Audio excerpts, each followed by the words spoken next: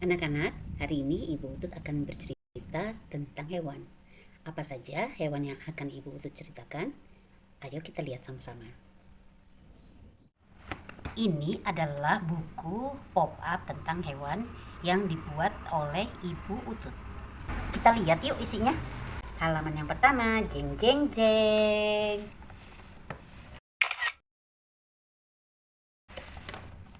Di sini ada tulisan hewan. Huruf pertamanya adalah huruf H. Bagaimana bunyinya? H. H.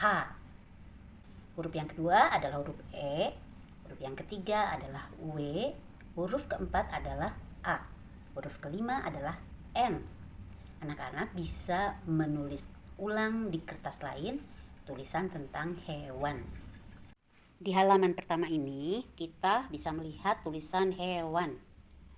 Dan ada 4 buku di sini. Buku apa saja ya? Yang pertama adalah siapa yang menciptakan hewan? Kita buka. Allah yang menciptakan hewan. Lalu untuk apa hewan diciptakan? Gambar pertama adalah gambar kupu-kupu yang berfungsi untuk bisa membantu penyerbukan bunga dan sebagai simbol keindahan. Yang kedua, hewan juga diciptakan untuk membantu manusia seperti gambar yang kedua ini. Begitu pula gambar yang keempat seperti kerbau yang membantu petani untuk membajak sawah. Gambar yang ketiga ada ayam dengan telur. Kita bisa makan telur ayam, kita bisa makan daging ayam. Begitu pula dengan sapi, kita bisa minum susunya, kita bisa makan dagingnya. Nah, kalau kucing, tujuan diciptakannya adalah untuk memberi kenyamanan kepada manusia, menemani manusia. Nah, sekarang kita beralih ke buku yang ketiga, yaitu hewan purbakala. Hewan purbakala adalah hewan yang pertama kali diciptakan oleh Allah. Kita lihat isinya. Nah, kalau anak-anak suka menonton film Jurassic Park, pasti tahu dong binatang-binatang ini. Nah, ini adalah dinosaurus, T-Rex, Brontosaurus, dan lain sebagainya. Oke, sekarang kita pindah ke buku yang keempat, yaitu hewan mitologi. Apa itu hewan mitologi? Yaitu hewan-hewan yang tidak diciptakan oleh Allah, tetapi diciptakan oleh manusia. Hanya ada di dalam imajinasi manusia. Kita lihat apa saja sih. Nah, yang pertama adalah naga.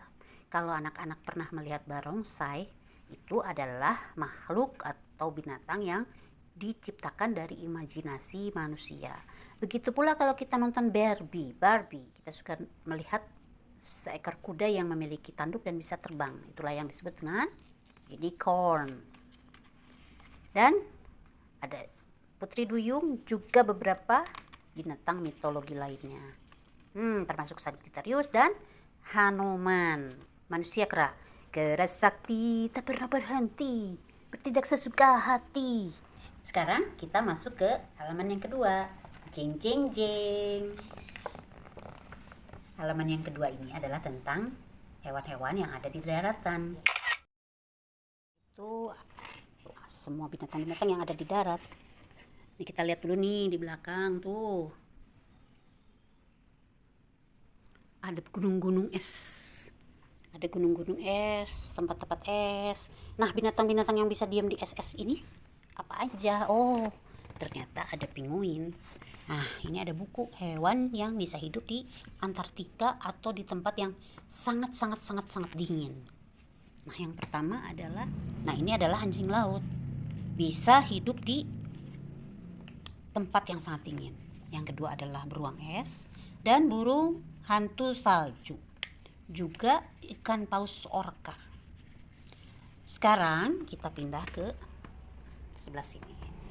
Yang pohon-pohon gini bisa hidup monyet, ring, jerapah, gajah, embe, domba ya, kura-kura, ini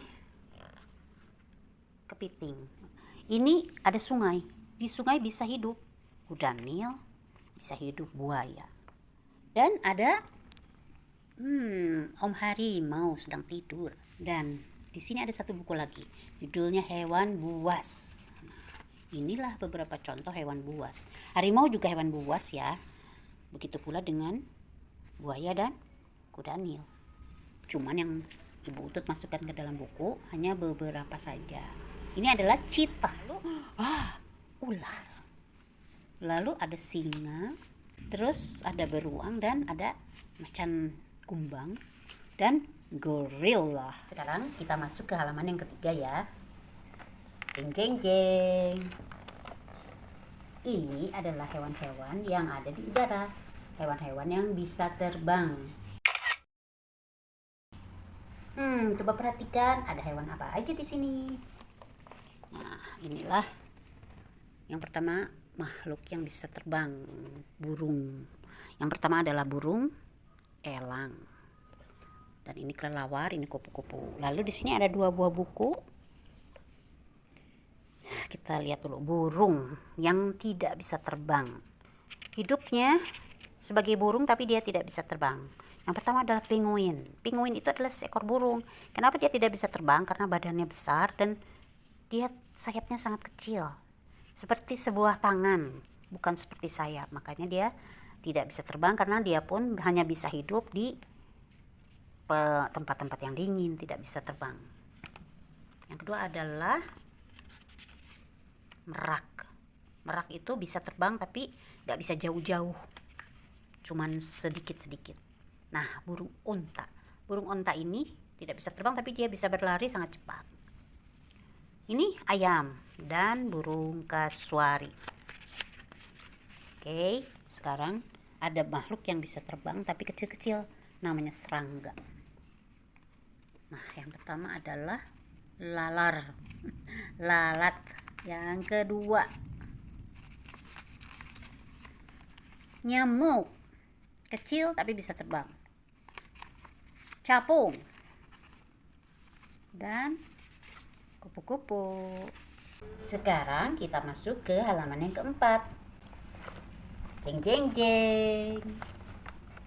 Ini adalah hewan-hewan yang ada di laut. Kita lihat dari ombak. Yang pertama ada ikan paus. Ada oktopus. Lalu ada lumba-lumba dan ada ubur-ubur. Nah, di sini ada burung pelikan, yaitu burung yang senang banget makan ikan. Nah, ini binatang-binatang ini tinggalnya di laut. Tetapi tidak semua ikan tinggalnya di laut. Ada juga yang di air tawar.